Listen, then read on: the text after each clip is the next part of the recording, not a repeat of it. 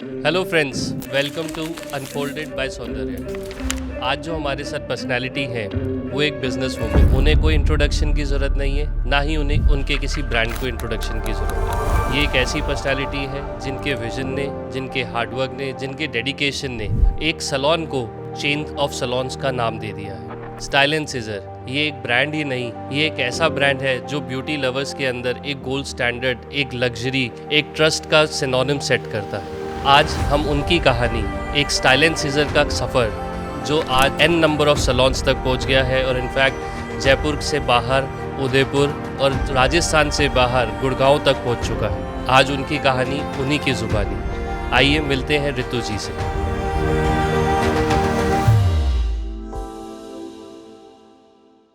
Hello ma'am, welcome. Hi, thank you for inviting me. कैसे हैं आप? बिल्कुल एकदम बढ़िया। फाइनली आपने अपने बिजी शेड्यूल में से हमारे लिए टाइम निकाला। नहीं नहीं, ऐसा बिल्कुल भी नहीं है। आपके लिए मैडम, मेरी ना, मुझे कल रात को वायरल हो रहा था तो पर मैं ये छोड़ नहीं सकता था कि भाई आपसे पता नहीं वापस टाइम मिलेगा नहीं मिलेगा। नहीं नहीं नहीं, थैंक यू सो मच। चलिए, थैंक यू आने के लिए। चलिए स्टार्ट करते हैं। मैम, आपको ऑलमोस्ट सब इस इंडस्ट्री में जानते हैं, पैन इंडिया भी जानते हैं, और आपके ब्रांड स्टाइल एंड सीजर्स को भी शायद ही कोई होगा जो नहीं जानता होगा। तो ये स्टार्ट कैसे हुआ, कहाँ से ये विज़न आया आपके अंदर, कैसे स्टार्ट हुई आपकी जर्नी? बेसिकली पहले तो मैं एडमिनिस्ट्रेशन जॉब्स में ही थी। मैंने करीबन 8-9 साल मैंने जॉब किया। देन जॉब करते करते मुझे हमेशा फीलिंग तो आती थी कि अपना खुद का कुछ काम होना चाहिए।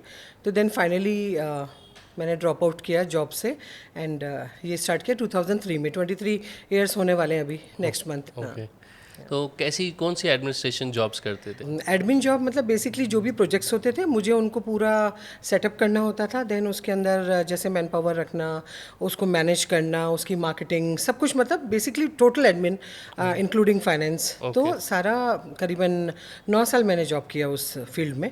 तो जब आपने पहला सैलून सेटअप किया तो क्या सारी चीज़ें आपने खुद अपने दम पे करी? फैमिली सपोर्ट था? ऑब्वियसली इमोशनल सपोर्ट तो फैमिली का हमेशा होता ही है, but in terms of finance, in terms of team, in terms of hard work, तो उसमें क्या कैसा सपोर्ट रहा? सपोर्ट तो देखिए, फैमिली का सपोर्ट तो हमेशा रहता ही है, लेकिन डेफिनेटली क्योंकि उस टाइम मैं खुद जॉब में थी एंड सैलून लेके आना था तो फंड्स तो चाहिए थे। तो उस टाइम पे मेरे पास एक प्रॉपर्टी होती थी, उसको मैंने सेल किया था। सेल करके देन मेरा जो पहला ब्रांच थी वैशाली, वो फिर मैंने ओपन की थी।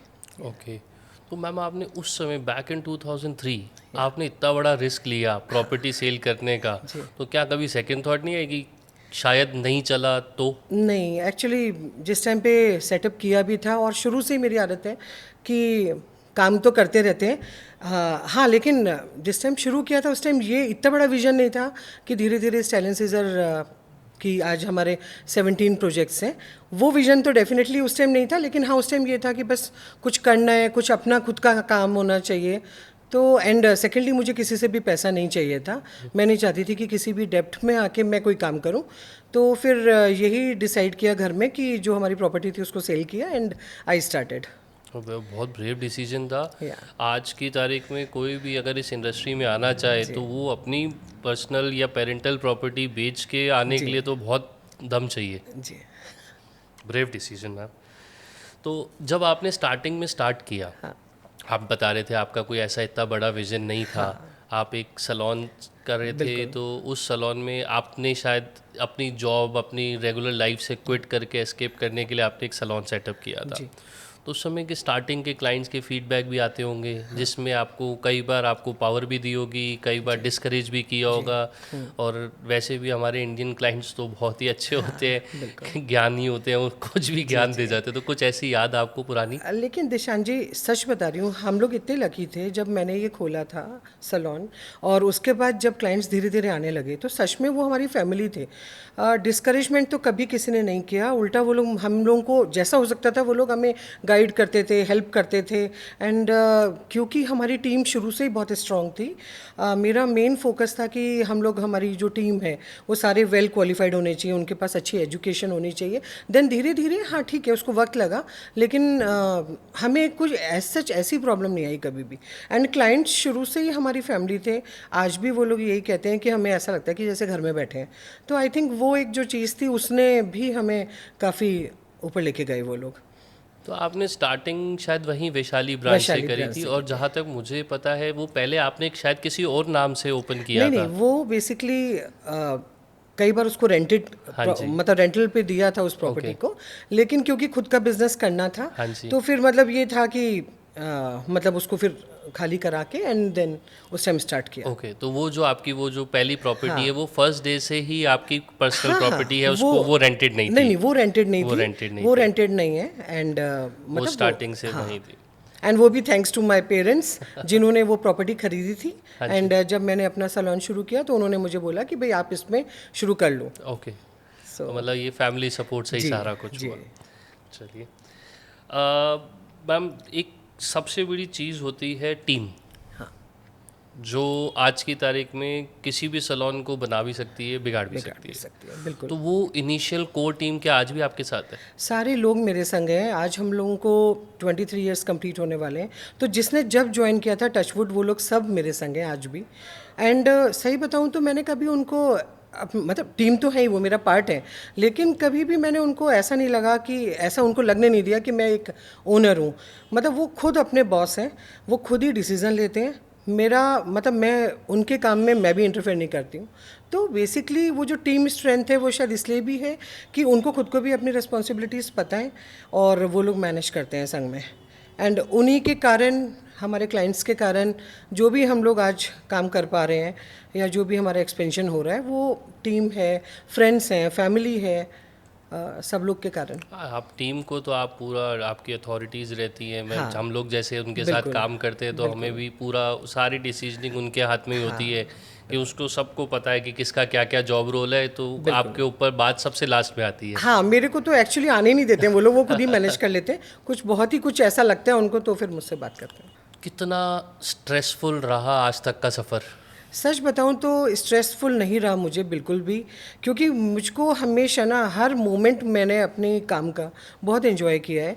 एंड सच बताऊं तो छोटी सी भी जब हमारे को सक्सेस मिलती थी किसी भी रूप में, कभी क्लाइंट खुश हो रहे हैं या कभी कुछ हमने अच्छा किया या कभी हमने कुछ अच्छी एजुकेशन ली, तो हमेशा मैं हैप्पी रही हूँ इस चीज़ के अंदर।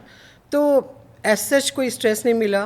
फैमिली में का सपोर्ट इतना था कि भव्य जब छोटे थे तो मम्मी ध्यान रखती थी उनका, मेरे मेरे खुद के पेरेंट्स, तो उनकी तरफ से भी मतलब मैं घर की तरफ से भी परेशान नहीं हुई।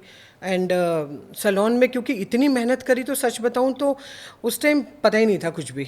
शुरू के जो इनिशियल 15-16 साल जो निकले, तब तक तो होश ही नहीं होता था कि क्या चल रहा है, क्या सही बात अच्छा है है। क्या बुरा है, बस सब मैनेज कर रहे थे, सब भाग रहे थे, वो था। बहुत सारी स्लीपलेस नाइट्स गई होंगी, सच खूब सारा बताऊं, हार्ड वर्क किया आपने। हार्ड वर्क तो बहुत किया, लेकिन सच बताऊं रात को सोने में ना मज़ा आता था कि मतलब एक क्या होता है, खुद को खुशी मिलती है, तो वो खुशी मिलती थी हमेशा।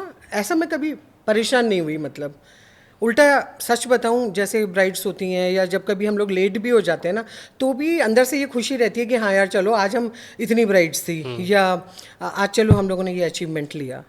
तो ऐसा कुछ नहीं था। कभी तो कोई ऐसा टाइम आया होगा जिस समय आपको डर लगा होगा कि यार, नहीं, कभी डर भी नहीं? मुझे कभी डर नहीं लगा। कभी कभी भी, पीछे पलट के वापस जाने की इच्छा नहीं कभी हुई? भी नहीं, कभी भी नहीं, कभी भी नहीं कभी हुआ? भी नहीं। आज भी मेरा यही रहता है कि सुबह उठो, काम के लिए भागो, कोई सेल्फ डाउट नहीं कभी भी? कुछ नहीं, कुछ स्ट्रेंज।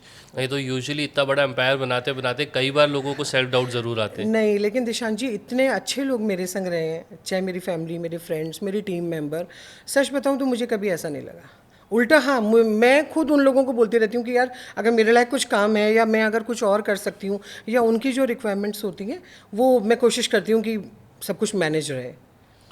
क्योंकि मैंने देखा है मैम, मैंने अच्छे अच्छे ब्रांड्स को देखा है, उनके पास भी अप्स एंड डाउन्स आते हैं, उनके ऊपर सेल्फ डाउट्स भी आते हैं, वो कई बार बैक स्टेप्स भी लेते हैं। पर आपकी जर्नी मैंने ये इंडस्ट्री ज्वाइन करी थी 2008 के अंदर। हाँ 2008 से आज मुझे लगभग 17 साल हो गए, मैंने कभी भी आपको बैकफुट पे जाते हुए नहीं देखा। हाँ, नहीं मैं जाऊंगी भी नहीं। मैं जब तक मतलब जब तक मैं चाहती हूँ कि मैं भाई जब तक मैं रहूँ तब तक मैं बस काम करती रहूँ। तो कोई अप्स एंड डाउन्स, कोई डाउन्स के कभी तो आया होगा? कभी नहीं, कभी नहीं। कभी नहीं? हाँ, और अगर इन केस कभी कोई छोटा मोटा रहता भी है ना, तो हम सबका आपस में इतना सपोर्ट है कि सब एक दूसरे को मोटिवेट करते हैं एंड देन वापस भाग लेते हैं। और कुछ अपनी पर्सनल लाइफ के बारे में बताओ।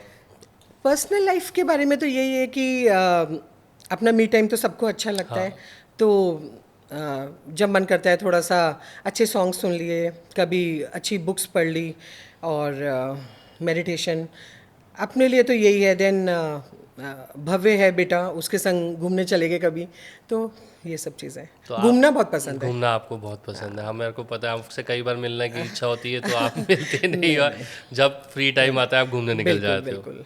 चलिए, अब आपकी लाइफ का, आपकी सलोन प्रोफेशनल लाइफ का और एक पर्सनल लाइफ का, दोनों का एक एक कोई आपका ऐसा प्राउड मोमेंट बताओ जो आपको लगा हो कि yes I have done it और मैंने कुछ हासिल किया है लाइफ के अंदर। सलोन के अंदर तो डेफिनेटली आज हमारे 15 सलोन है, एंड अभी 2 और भी स्ट्रीमलाइंड है, तो आई थिंक 17 सलोन हो जाएंगे। देन मेरा एक खुद का फेवरेट एक प्रोजेक्ट है हमारा, जो वेलनेस सेंटर है उमासरा, उसकी भी अभी सेकंड ब्रांच उदयपुर में है। तो प्राउड मोमेंट तो यही है कि आज कितनी भी मेहनत करी या जो भी वक्त निकला, उसके बाद अगर हम लोगों ने एक अच्छी चीज़ अचीव की है, एक मार्केट के अंदर आज एक ब्रांड है, सब कुछ है, तो सबसे बेस्ट चीज़ तो यही लगती है मुझे कि ठीक है मेहनत किया लेकिन उसका फल मिल गया।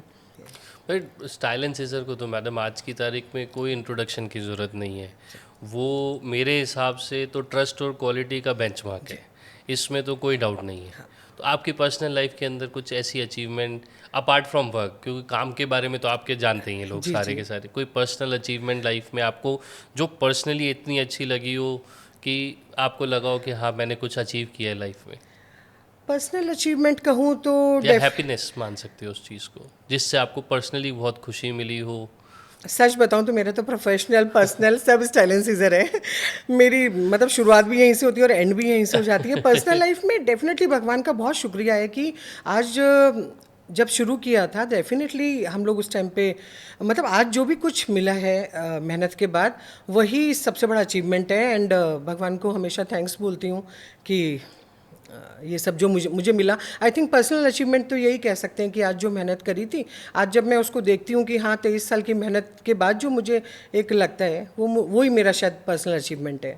इसमें तो कोई डाउट नहीं है मैम, वो तो आपने भर भर के अचीव किया है। आपके इतने सारे कॉम्पिटिटर्स हैं, उसके बावजूद भी आपने मतलब नेशनलाइज ब्रांड के साथ, एटलीस्ट मैं जहाँ तक मुझे नॉलेज है राजस्थान में तो कोई शायद आपके आसपास भी नहीं आता। सर ऐसा सच में बताऊं कभी सोचा ही नहीं है। वो अपनी मेहनत कर रहे हैं, मैं अपनी मेहनत कर रहे हैं, तो नहीं बट स्टिल मैम अपने जो लोग हैं, अपने स्टेट के जो लोग हैं, वो अगर आपको फर्स्ट प्रेफरेंस देते हैं तो इससे बड़ी अचीवमेंट तो हो ही नहीं नहीं सकती। खैर वो तो बहुत अच्छा भी लगता है, सुनते भी हैं सब लोग जब बोलते हैं, वो बहुत अच्छा लगता है। भाई कोई सेलिब्रिटी शहर में आए वो आपके पास आना चाहता है, कोई पॉलिटिकल फेम वाला लोग हो वो आपके पास आना चाहते हैं, एक जनरल क्लाइंट आना चाहता है, इनफैक्ट जो थोड़ा सा कम अफोर्ड कर पाता है वो भी एम करता है कि उसकी शायद लाइफ का जब स्पेशल डे हो वो भी आपके पास है। बिल्कुल बिल्कुल। तो इससे बड़ी अचीवमेंट तो इससे क्या बड़ी ही अचीवमेंट कुछ नहीं है कि आज आप सही कह रहे हो। आज अगर आप टॉप मोस्ट जो भी जयपुर के ब्यूरोक्रेट्स मान लीजिए, सेलिब्रिटीज़ भी आते रहते हैं, देन एंड सबसे बड़ी बात सारे क्लाइंट्स, तो वो चीज़ तो है ही। अच्छा, अभी आपने एक नया सेटअप, नया वेंचर चालू किया उमासरा के नाम से, तो उसके बारे में कुछ बताइए, वो एग्जैक्टली है क्या? उमासरा बेसिकली सही बताऊं तो मेरे बहुत टाइम से एक ऑथेंटिक वेलनेस का दिमाग में हमेशा आता था, क्योंकि मुझे खुद को भी वेलनेस से रिलेटेड थेरेपीज़ या मेडिटेशन वो सब अच्छा लगता है, क्योंकि आपको वो थोड़ा सा शांत करता है, सुकून देता है। तो ये मुझे शुरू से ही बहुत अच्छा लगता था ये कॉन्सेप्ट पूरा। तो कहीं ना कहीं मेरे मन में हमेशा होता था कि जयपुर में, क्योंकि मैं हमेशा देखती थी लोग बाग जयपुर से बाहर जा रहे हैं और बाहर जाके वो थेरेपीज़ लेते हैं, और भी कई चीज़ें हैं जैसे साउंड हीलिंग है या कुछ है, वो सब एक जगह नहीं मिलती पहली बात तो, एंड लोग बाग जयपुर से बाहर जा रहे थे। तो मुझे ये लगा कि क्यों ना हम लोग जयपुर में एक ऐसा सेटअप लेके आएँ जो सच में वेलनेस समझना चाहते हैं या जो सच में वेलनेस को एक प्रायोरिटी देते हैं, उनके लिए हम लोगों ने उमासरा खोला, जिसमें काफ़ी सारी ऐसी थेरेपीज़ थी जो अंडर वन रूफ आपको सारी मिलती हैं। तो इसी उससे मैंने उसको ओपन किया था। जयपुर में मैम अभी तक जहाँ तक लोग मानते हैं या लोगों ने आज तक देखा है, कभी भी ऐसा कोई सेंटर आया नहीं जी। और लोगों ने हमेशा इसको वेलनेस की जगह एक स्पा सेंटर की नज़र से देखा और स्पा को कभी अच्छी नज़र से नहीं देखा। बिल्कुल। तो आपका क्या आउटपुट है इसके तो ऊपर? मुझे तो क्लियर था कि मेरे को स्पा तो खोलना नहीं है। बेसिकली ये कह सकते हो कि एडवांस वर्जन है स्पा का, लेकिन जो एक स्पा के लिए जो मेंटेलिटी होती है, डेफिनेटली मुझे उस चीज़ पे काम नहीं करना चाहिए था।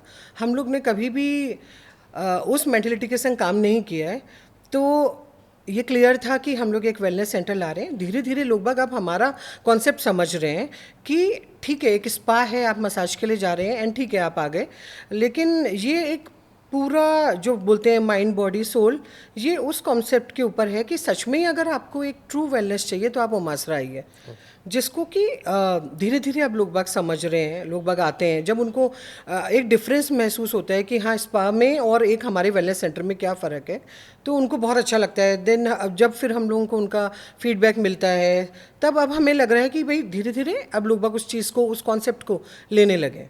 हाँ, मैं एक बार गया था बॉम्बे में, एक वेलनेस सेंटर है, मैं नाम नहीं लूँगा जी। मैं वहाँ गया था साउंड हीलिंग के लिए। अच्छा। तो बहुत ही अमेजिंग एक्सपीरियंस था। तो वो सेम चीज़ हमारे यहाँ पे भी होती है? हाँ हाँ, हमारा जो साउंड हीलिंग का सेटअप है, ये एक फ्रेंच पर्सन है, ये पूरा कॉन्सेप्ट उनका है। एंड बहुत बड़े बड़े म्यूजिकल इंस्ट्रूमेंट्स हैं जिसके थ्रू हम लोग मेडिटेशन कराते हैं।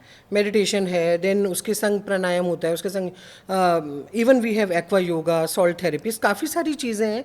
तो जब भी कोई हमारे पास आता है तो हम लोग उनसे पूरा प्रॉपर, जब उनसे बातचीत के बाद हमें लगता है तो हम लोग उनके लिए स्पेशली एक वेलनेस प्रोग्राम डिज़ाइन करते हैं कि भाई ज़रूरी नहीं है कि जो आपको ज़रूरत है जिस वेलनेस पैकेज की वो मुझे भी ज़रूरत है।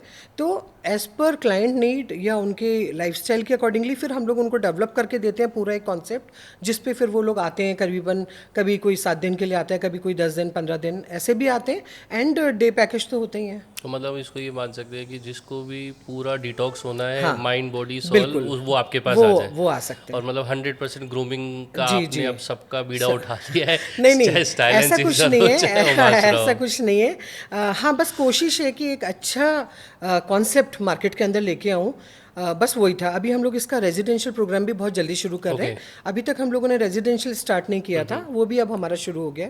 अब हमारे पास we have a proper place जहाँ पे आदमी रुक सकता है, वहाँ पे उनके लिए जो फूड और वो सब भी अब हम लोग धीरे धीरे स्टार्ट कर रहे हैं। वो मतलब जो रिसोर्ट्स वगैरह में आजकल हाँ, जो रिट्रीट जैसा चल रही होता है कि भाई हैं, आप रिहैब अपना, टाइप। बिल्कुल।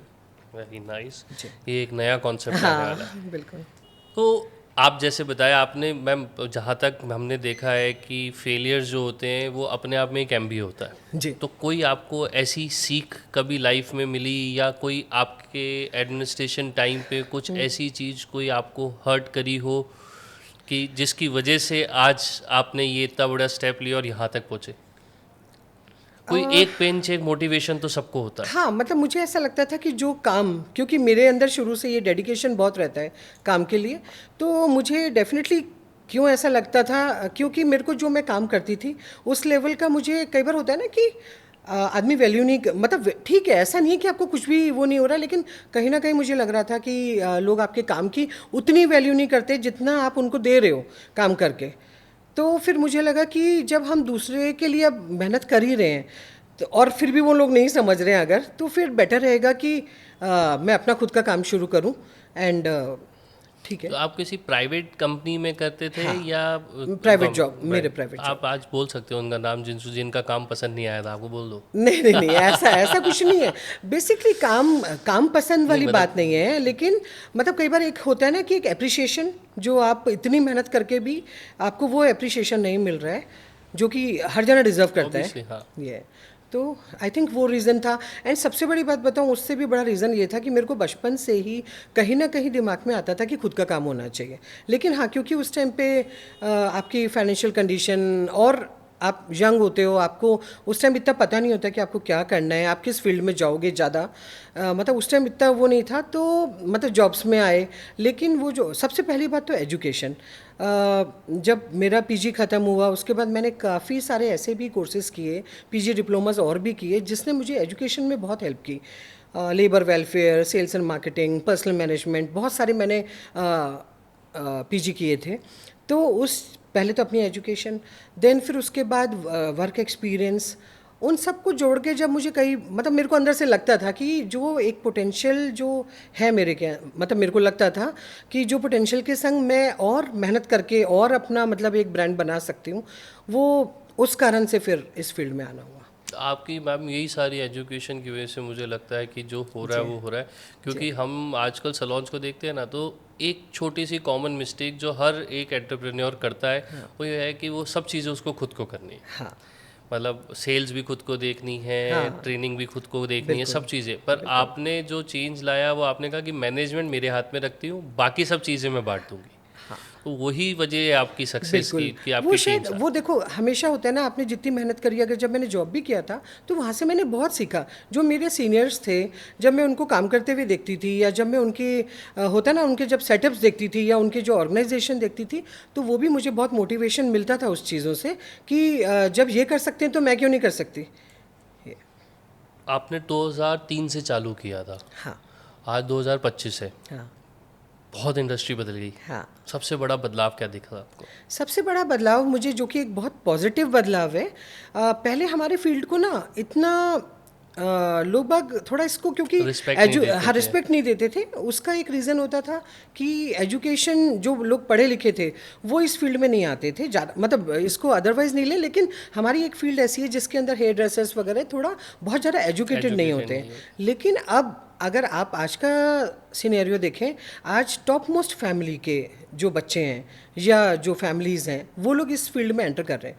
तो एक जो मेजर ये जो बदलाव आया है, इससे डेफिनेटली हमारा जो ये प्रोफेशन है, जिसके अंदर सब एजुकेशन वाले जो बंदे हैं, या जिनको फैमिली का इतना गज़ब का उनको बैकअप है, उस कारण से फिर ये एक बहुत अच्छे लेवल पे चले गए हैं ये।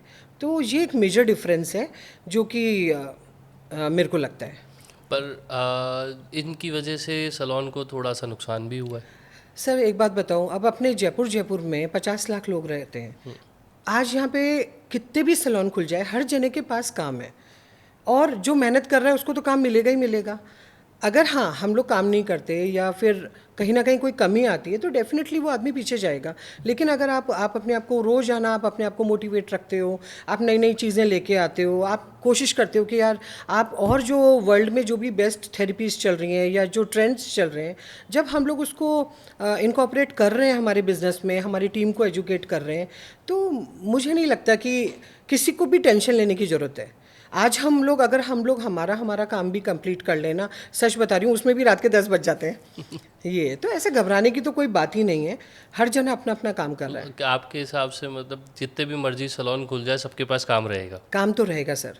और क्या फ्रीलांसर मेकअप आर्टिस्ट ये सलोन के लिए कुछ थोड़ा सा प्रॉब्लम क्रिएशन है? देखिए, फ्रीलांसिंग जॉब भी बहुत अच्छा है। अगर मैं फीमेल्स की बात करूं, जिनको कि अपनी फैमिली को भी देखना है, इतना प्रॉपर टाइम भी नहीं दे सकते, लेकिन बस मेरा इतना सा ही कहना है उनको कि प्रॉपर एजुकेशन उनको भी चाहिए। अगर आज वो फ्रीलांसिंग कर रही हैं, तो ऐसा नहीं है कि आप कोई भी प्रोडक्ट ले जा रहे हो, आप कुछ भी मेकअप कर रहे हो, या आप जो भी सर्विसेज दे रहे हो घर में, मतलब उनको भी सीखना चाहिए। और मतलब ठीक है, अगर आज उनको रोटी रोजी मिल रही है इस चीज़ से, आज कितने लोगों को आप सोचो, ठीक है एक टॉप मोस्ट जो फैमिली के जो पर्सन्स हैं वो एक अलग बात है, लेकिन एक जो बेसिक लेवल की, अगर मैं एक फ़ीमेल की बात करूं, अगर वो फ्रीलांसिंग करके अगर उसको घर में पैसा आ रहा है, तो ये बहुत अच्छी बात है। और हाँ, लेकिन बस मुझे जो एक प्रॉब्लम लगती है फ्रीलांसिंग जॉब में, सब लोग नहीं लेकिन कुछ लोग थोड़ा सा बस हल्का फुल्का सीख लिया और उनको लगता है हम ट्रेंड हो गए और हम काम करेंगे तो सब कुछ अच्छा हो जाएगा, तो वो एक बार क्लाइंट बुलाएगा, दोबारा नहीं बुलाएगा। तो मैम जब जैसे हम कंपेयर करते हैं, एक फ्रीलांसर आर्टिस्ट हो गया, उसके पास कोई सेटअप कॉस्ट नहीं है। हाँ एक सलोन है, उसके पास हद पार की सेटअप कॉस्ट है, बिल्कुल। उसके पास स्टाफ के एक्सपेंसेस हैं, बिल्कुल। बिजली पानी सब कुछ।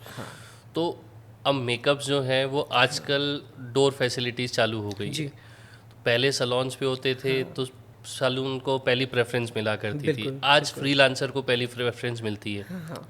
तो इसके लिए सलोन में तो बहुत कंपटीशन क्रिएट हो गया। देखिए, कंपटीशन डेफिनेटली आप बोल सकते हैं, लेकिन अब ये क्लाइंट के ऊपर है कि उनको एक प्रोफेशनल ब्रांड चाहिए, या एक उनको मतलब एटलीस्ट वो ये तो देखें कि वो किसको बुला रहे हैं। अगर वो ट्रेंड है तो कोई बात नहीं, अगर वो अनट्रेंड है तो वो उनका कॉल है कि वो लोग उनको बुलाना चाहते हैं या नहीं बुलाना चाहते।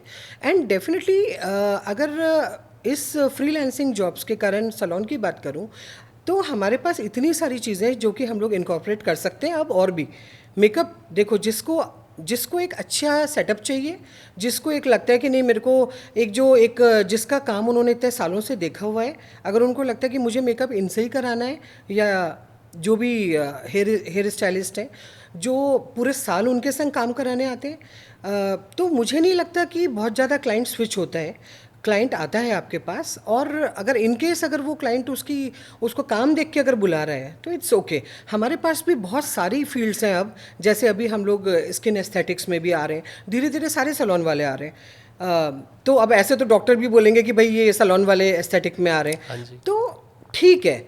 मतलब अगर आज फ्रीलांसर्स बहुत ज़्यादा हैं, तो फ्रीलांसर्स में भी अगर मैं बोलूँ, अगर मुझे लगता है आई थिंक 5 to 10% एक अच्छा फ्रीलांसिंग जॉब करते होंगे। बाकी सब सच बताऊँ तो मुझे ऐसा लगता है कि उनको थोड़ा ग्रूमिंग एजुकेशन की बहुत ज़्यादा ज़रूरत है। क्योंकि जब हम लोग कई बार क्लाइंट की फीडबैक लेते हैं तो हमें बहुत ही अजीब सुनने को मिलता है। कई बार क्लाइंट बुला भी लेते हैं, देन वो रिग्रेट करते हैं, और उसके बाद फिर कई बार तो इवन वो लोग अपनी डील भी कैंसिल करते हैं एंड आपको फिर दोबारा बुलाते हैं। और अच्छा भी करते हैं, दोनों ही बातें हैं। जैसे कि हर बिजनेस में अच्छा भी है और बुरा भी है, तो सेम चीज़ उसके अंदर भी है। तो हमारे पास बहुत सारे और भी फील्ड हैं अब, जो हम लोग सारे आई थिंक सैलून वाले जो हैं अब एस्थेटिक्स में आ गए हैं जैसे।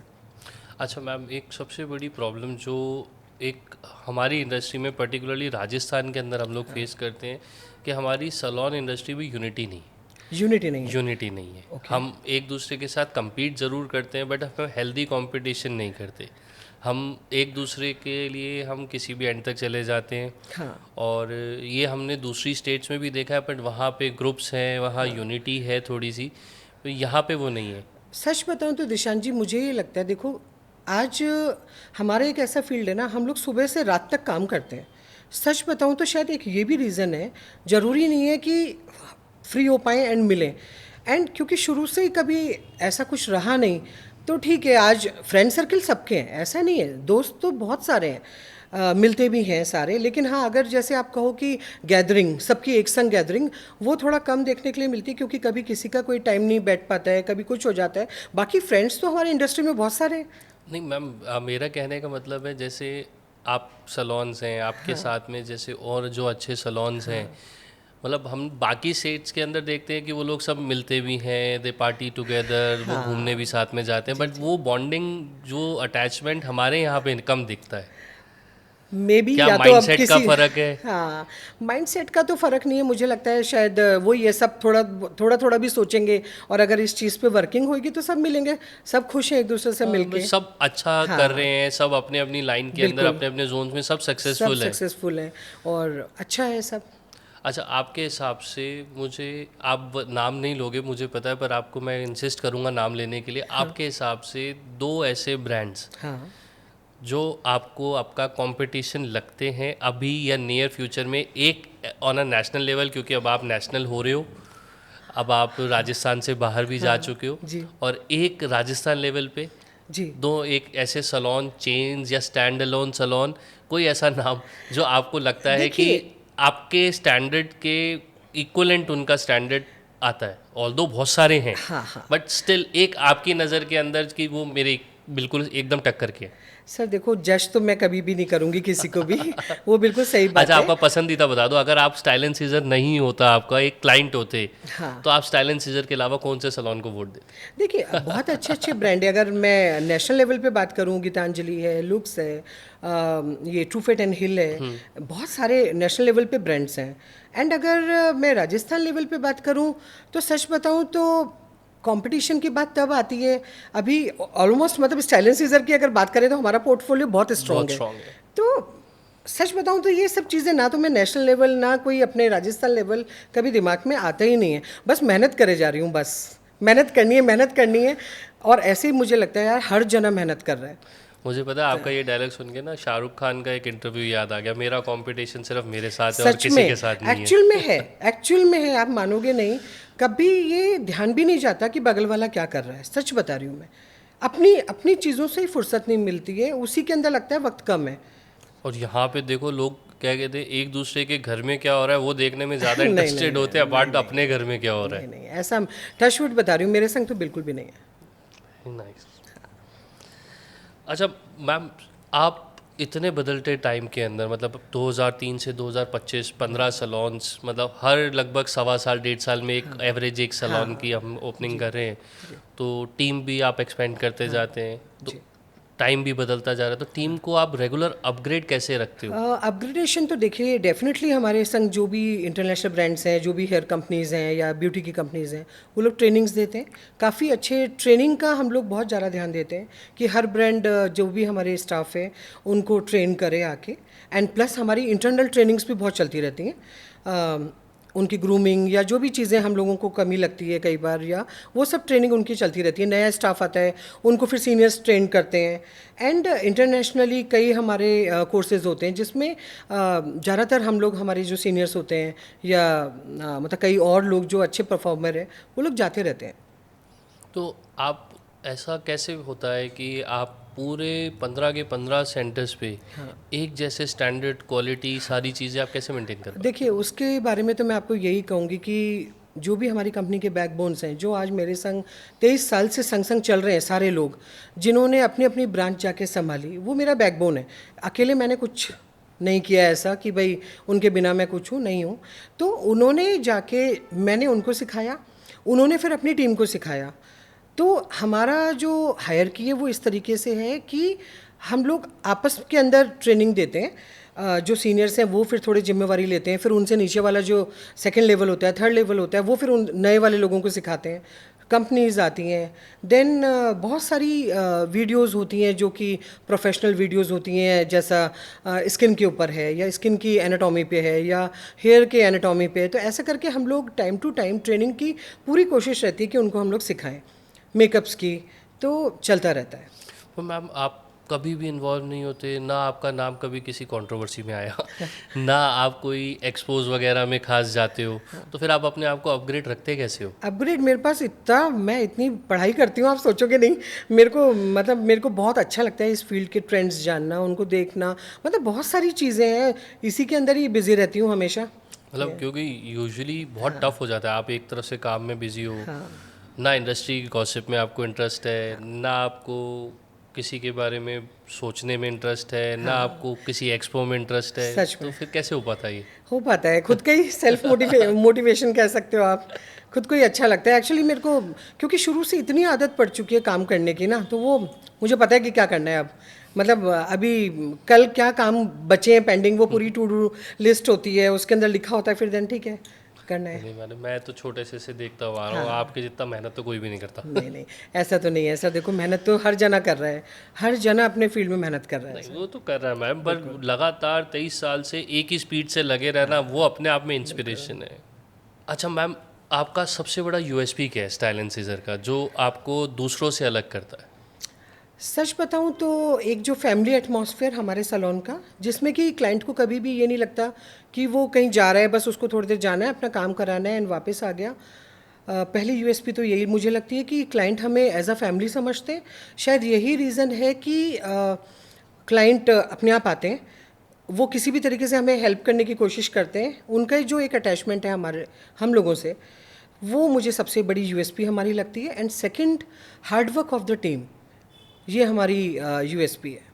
हर जना लगा हुआ है, काम कर रहा है, कभी मेरे को बोलने की आज तक की ज़रूरत नहीं पड़ी। तो यही हमारी यूएसपी है कि हर जना अपनी जिम्मेवारी समझ रहा है।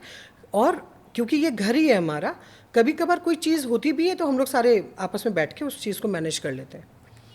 क्योंकि ऑलमोस्ट देखो, हम ब्रांड्स को नहीं बोल सकते क्योंकि ब्रांड्स तो ऑलमोस्ट सब लोग एक जैसे अच्छे से अच्छा ब्रांड यूज़ करते हैं, बट ये आपकी इस क्वालिटी ऑफ सर्विस ही है जो आपको अलग बनाती है। एक normal day apart from work, तो आप उसमें क्या करते हो? नॉर्मल डे तो सच बताऊं तो अभी कितना टाइम हो गया लास्ट छुट्टी लिए हुए? लास्ट छुट्टी हमारी पूरे साल में 5 छुट्टियां होती हैं। अच्छा। 2 दिवाली, एक होली, एक राखी और एक सकरात। तो ये 5 दिन मुझे मजबूरी में छुट्टी लेनी पड़ती है। बाकी मैं साल में एक भी छुट्टी नहीं लेती। आप कोई पर्सनल वीक ऑफ नहीं लेते? कोई वीक ऑफ नहीं लेती, हाँ। लेकिन कभी अगर जैसे मैं कोई कोर्स पे जा रही हूँ या कहीं घूमने का मन है या उदयपुर जा रहे हैं जहाँ ब्रांच है, तो ठीक है, वो एक मी टाइम होता है, अपना घूम लिए, चले गए। बताओ और ये सोचना चाहिए बाकी लोगों को, हम आजकल के बच्चे, हमारे को हफ्ते में एक छुट्टी चाहिए ही चाहिए होती है। मुझे तो सच बताऊं, वो जो 5 छुट्टी मिलती है ना, उसमें भी ऐसा लगता है यार पूरे दिन बैठ के घर पे क्या करूंगी। आपका ये एपिसोड सुनने का मेरे पापा मुझे सुनाने वाले। नहीं, देखो बहुत फ़र्क है। आज अगर आज की जनरेशन की बात करें और जो हमारी वाली जनरेशन है, हम लोगों ने एक अलग टाइम देखा है, आप लोगों ने एक अलग टाइम देखा है, तो वो चीज़ आज आप लोगों को उतनी मेहनत करने की थोड़ी ना ज़रूरत है जो हमने की। नहीं, हमारे को तो मैम देखो, आप लोगों ने गलियों से काटते कुटाते गाड़ी हमारे को हाईवे पे लाके दी है। अब हमें तो सिर्फ हाईवे पे गाड़ी चलानी है। बस तो इतना प्रेशर लेने की भी जरूरत। एक और भी चीज़ है हमारी, जो अगर हम लोगों का जो एक कह सकते हो मेहनत देख सकते हो, या एक जो भी टाइम निकला है, उसके बाद ये भी कहूँगी कि आप लोग अपने लिए भी वक्त निकालो। बहुत ज़रूरी है अपने खुद के एक रिलेशनशिप्स, खुद के लिए एक टाइम निकालना सच में बहुत ज़रूरी है। ये वाली क्लिपिंग काट के देना, पापा को भेजूंगा। हाँ, नहीं सच में ज़रूरी है। अच्छा मैम, ठीक है, आपके बारे में बहुत सारी चीज़ें हमने पढ़ी। अब फाइनल मुझे एक लास्ट टेक बताओ, 2-3 बातें हैं। पहले तो स्टाइल एंड सीजर का आगे का आपका फ्यूचर फोकस क्या है? आप स्टाइल एंड सीजर को अगले 5 साल 10 साल में कहाँ देखते हो? क्या विजन है आपका? ओके, अगले 5-6 साल में डेफिनेटली एक्सपेंशन तो विजन है ही हम लोगों का, कि मतलब मेरा क्या रहता है कि हर साल हम लोग सोचते हैं कि एक हमारी ब्रांच आ जाए और उसको फिर मैनेज करें, फिर देन सेकंड के बारे में सोचें। तो यही है कि एक्सपेंशन अच्छे मोड पे जाए, एंड देन नॉट ओनली, अब तो केवल स्टाइल एंड सीजर नहीं, ओमासरा भी है। तो जैसे जैसे स्टाइल एंड सीजर एक्सपेंशन होगा, उसी तरीके से ओमासरा का एक्सपेंशन भी मुझे देखना है। तो यही चीज़ है। तो अब आप स्टाइल एंड सीजर को एक नेशनल ब्रांड की तरह देखते हो? डेफिनेटली अभी वैसे हम लोग गुड़गांव वगैरह में आ ही गए हैं, रोहतक में है, और चलता ही रहता है कुछ ना कुछ, तो कोशिश तो जारी है। तो क्या जो हमारी इंडस्ट्री का मक्का मदीना है, मुंबई, हाँ, आप वहाँ जल्दी धावा बोलने वाले हो? अभी तो ऐसा प्रोग्राम नहीं है, लेकिन हाँ कभी मौका मिलता है तो व्हाई नॉट। अच्छा मैम, ये आप, मैंने बीच में कहीं सुना था कि आपकी जितने भी सेंटर्स होते हैं वो मोस्टली सेल्फ ओन्ड होते हैं आपके, आप फ्रेंचाइजी ज़्यादा नहीं देते हो? फ्रेंचाइजी तो एक भी नहीं है हमारी। Okay. हमारी एक भी फ्रेंचाइजी नहीं है। हमारे 17 प्रोजेक्ट हम मेरे खुद के हैं। Okay. एंड हाँ, लेकिन हम लोग अगर बात करें तो उसको खरीद के नहीं बनाते हैं, मतलब प्रॉपर्टी को खरीद के नहीं बनाते, वो रेंटल होता है। Rental. हाँ, राजा पार्क वैशाली वाला जो है वो खुद का ओन्ड है हमारा, Okay. और बाकी सब रेंटल है ये। तो आज मैम एक छोटी सी बात, हाँ मुझे किसी ने बोला था ये बात पूछने के लिए आपसे, कि आज शायद ही हमारी इंडस्ट्री में कोई ऐसा ब्रांड होगा जो आपके साथ काम नहीं करना चाहता। ये आपकी चॉइस पे होता है कि आप किसके साथ करना चाहते हो। तो लगभग सारे ब्रांड्स आपके साथ काम करना चाहते हैं। तो ये प्राइड महसूस होता है या इसका कभी प्रेशर भी होता है? नहीं, प्रेशर वाली तो देखो कोई बात ही नहीं है यार। सब लोग अच्छे हैं, सब लोग कोई भी कभी बुरा नहीं चाहते। हाँ, लेकिन क्या होता है कई बार आपको बहुत सारी चीज़ें, आप कौन से प्रोडक्ट्स यूज़ कर रहे हो, आप कौन सी पॉलिसीज़ पे चल रहे हो, वो सब चीज़ें जो होती हैं वो कई बार दिमाग में रख के हम लोगों को डिसीजन लेने पड़ते हैं। बाकी सच तो एक ब्रांड को क्या करना चाहिए अगर उसको स्टाइल एंड सीजर पे अपना प्रोडक्ट प्रमोट करना है? तो देन उनको ट्रेनिंग्स देनी चाहिए, उनको स्टाफ को समझाना चाहिए। जहाँ स्टाफ ओके कर देता है ना, मेरा ओके की ज़रूरत भी नहीं होती है। ओके। वो लोग अपने लेवल पे ही कर देते हैं। जितने भी अच्छे अच्छे ब्रांड्स हैं ऑलरेडी सब हमारे संग एसोसिएटेड ही हैं, और हमेशा हम लोग भी कोशिश करते हैं कुछ नया, कोई कॉन्सेप्ट आया हो, कोई नया कोई प्रोडक्ट आया हो, तो डेफिनेटली अगर वो अच्छा प्रोडक्ट है तो क्यों नहीं करेंगे।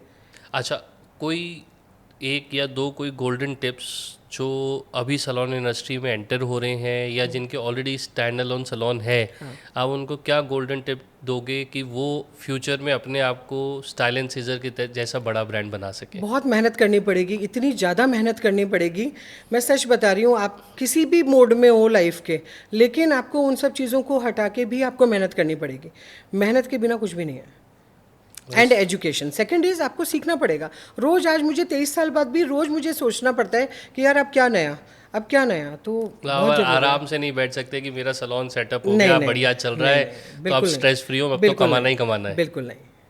चलो, अच्छा हाँ मैम, आज एक हमारा हैम्पर है। हाँ। वो स्पेशली आपको एक ब्रांड है FIC, अच्छा, ओके। उन्होंने आपके लिए मुझे भेजा है कि बोले आप अपने पॉडकास्ट पे ऋतु जी को हमारी तरफ से FIC का दीजिएगा। Thank you so much. ये ma'am, thank you, thank you. Thank you. चलिए, thank you so much ma'am आने के थैंक लिए, यू सो बहुत मच मज़ा बुलाने आया। के लिए। और जी। मैं अपने व्यूअर्स को ये बता देता हूँ कि ये एपिसोड्स, ये मत सोचिएगा कि ये सिर्फ सैलून इंडस्ट्री के लिए, ये हर एक उनसे इंसान के लिए है जो अपनी एंटरप्रेन्योर जर्नी स्टार्ट करना चाहता है या उसमें हासिल कर रहा है या जॉब में है जो एंटरप्रेन्योर बनना चाहता है। तो शी इज़ द वन जिसने आज ज़ीरो से हीरो तक का पूरा सफ़र किया है। तो यू शुड फॉलो हर, हमारा पेज सब्सक्राइब कीजिए और ऐसे ही नए नए एपिसोड्स देखते रहिए। Thank you.